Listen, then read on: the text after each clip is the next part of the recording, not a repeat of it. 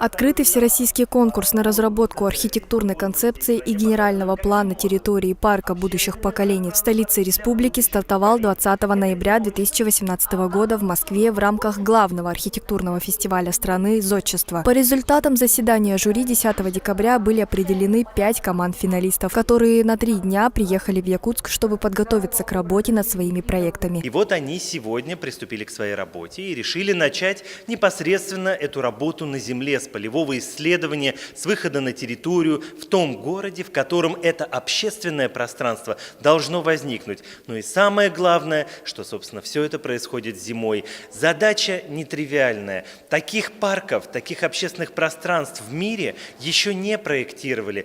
Крупнейший город в вечной мерзлоте, столица Якутии, действительно это обязывает к тому, чтобы создать уникальный парк, уникальное общественное пространство, которое могло бы задать тренды. Глава городского округа Сардана Авксентьева, главный архитектор города Якутска Семен Сергеев встретились с финалистами, чтобы обсудить планы города Якутска, развитие города, эксплуатацию городского хозяйства, благоустройство территории и так далее. Конечно, возлагаем очень большие надежды на те консорциумы, которые, значит, вот 5 лидеров, которые выбраны и прошли в следующий этап, о том, что те проекты, которые они предложат нашему городу, они будут уникальны, потому что мы с вами живем в уникальном городе.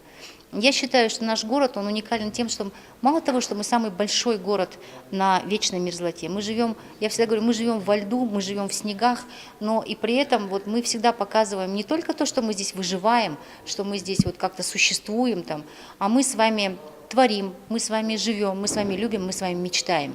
И вот этот вот проект, этот объект, он должен стать воплощением нашей мечты и нашего взгляда в будущее. Поэтому я желаю всем участникам этого конкурса успехов. Я надеюсь, что те проекты, которые они представят нам с вами, они предвосхитят все наши ожидания.